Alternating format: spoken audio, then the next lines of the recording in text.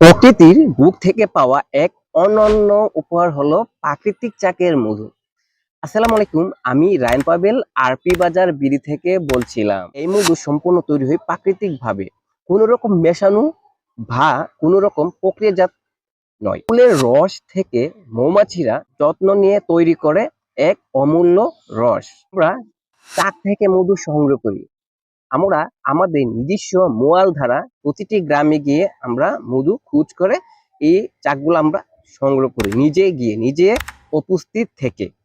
তো যারা অথেন্টিক চাক, প্রাকৃতিক চাকের মধু, অনেকে বলে আবার গ্রামীণ চাকের মধু, যারা অর্ডার করতে চাচ্ছেন আমাদের কাছে অর্ডার করতে পারেন।